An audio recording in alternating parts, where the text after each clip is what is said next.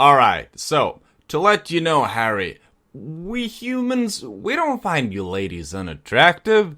Even the resistance cells find you gals to be hot as hell. So being told by what amounts to low nobility that you're going on a date with her daughter, I had to wonder how in the world the woman couldn't get her own date. Then, I remember you're a species that outnumbers its males by roughly 8 to 1. It's the wackiest shit I ever heard, especially since I'm friends with a couple of the boy toys you call guys. Their wife pods sometimes call me to dinner. I'm mostly surprised that the men aren't 10-foot tall muscular mountains of masculinity instead of... Well, I sure wasn't expecting someone just a little shorter than me, that's for sure. I gotta say though, I've gotten off track.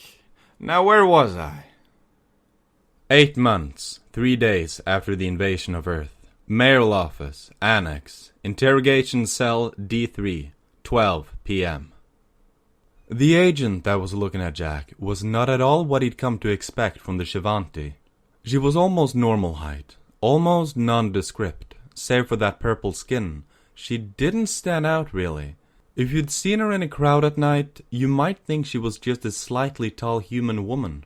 She even dressed far more conservatively than one might expect from the Amazons from Outer Space, which had been published by the Chronicle before it was dissolved for printing seditious material. And her voice was an octave higher than most, so when she spoke, she actually startled Jack. So, you're... She checked her papers. Jack Doughboy Thorn. There was a tingle of incredulity there as she gave Jack a measured look.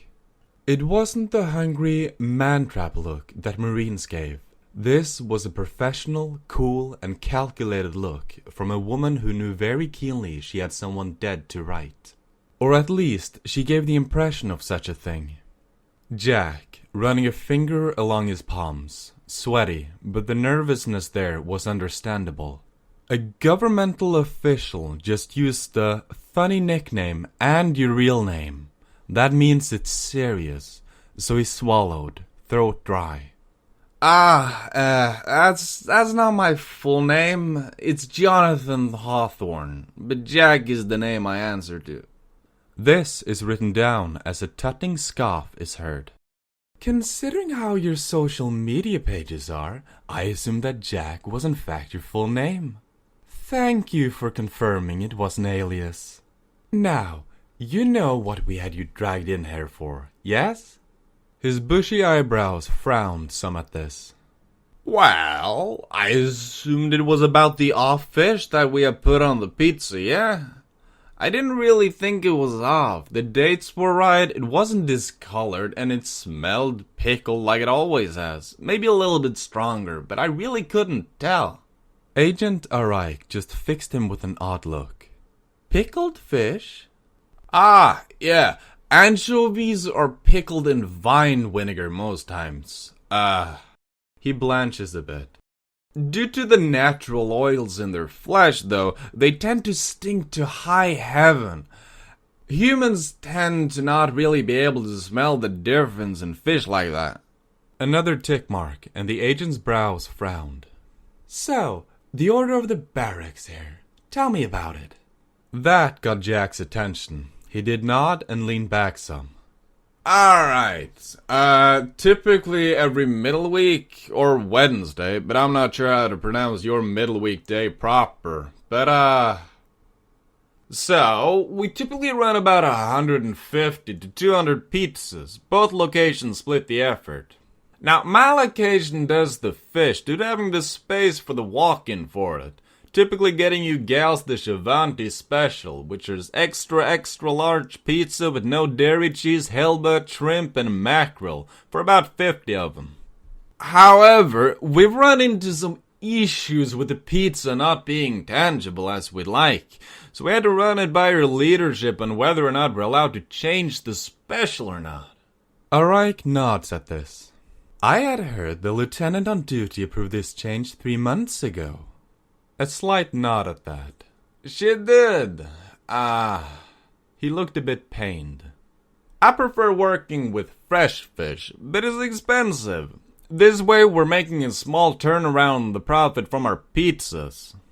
The halibut was changed to tilapia, the shrimp we kept the same, and the mackerel was changed to anchovies.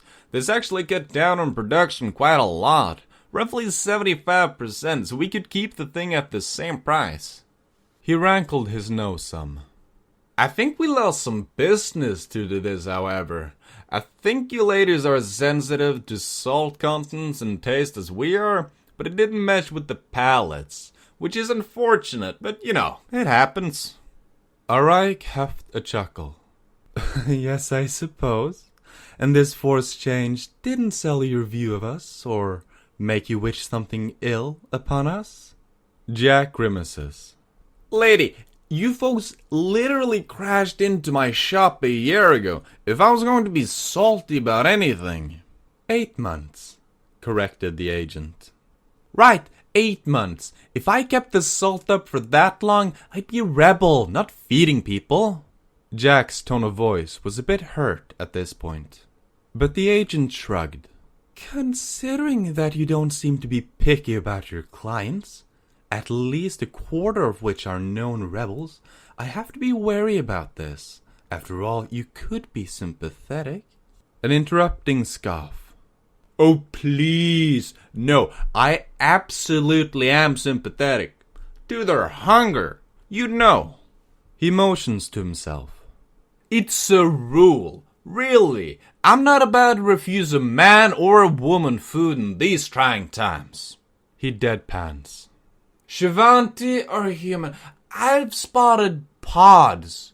That meaning I've given them product for free that had come to my food shop. You know, when you all first started patrolling? I've explained this before. I don't allow people into my shop if they're coming in to fight. You ladies are fairly good on that and always eager to be there. It's my own species I have to watch out for. Arik nods. And you don't feel an obligation to report them? No. And that is? Pressed the agent. Jack considers for a moment. Well, there's only so much hate to go around. If I keep forcing them to deal with not fighting you ladies to get food for reduced or even free rate, which many do get, this tends to cool embers. He smiles some at that. After all, personally, I quite like the fact that you ladies showed up. Arik raises an eyebrow now. Oh, why so? Jack's grin was cheeky. I like tasting the rainbow. Interrogation room, 37D, mayoral office, annex, 2:40 p.m. Hareen just looked mortified for a moment at the last bit, staring at Jack with a mixture of embarrassed horror and genuine amusement. It had taken her a few moments to really get to the point she can respond, namely because she was choking on her food that entire time. But the intern was the one who spoke in a voice that had gotten up an octave. You seriously said that to an interior agent? The young woman, easily breaching 7.5 feet and looking about as Shivanti as a Shivanti could, was clearly new to this entire thing. So Jack just gave her a salacious wink. Of course, I gotta keep you gals on your toes somehow. Hareen just growled at the intern, but turned back to Jack with a glare. You did that on purpose. Mocking offense, Jack scoffs. Truly? Me? He gives an innocent moo at Hareen. Why, how scandalous, really? Hareen just jabs her fork at him. Eat, we're done with interrogations for 20 minutes. So Jack ate.